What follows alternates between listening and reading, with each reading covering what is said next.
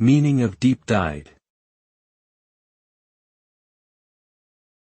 Deep-dyed. Deep-dyed. Deep-dyed. Deep-dyed.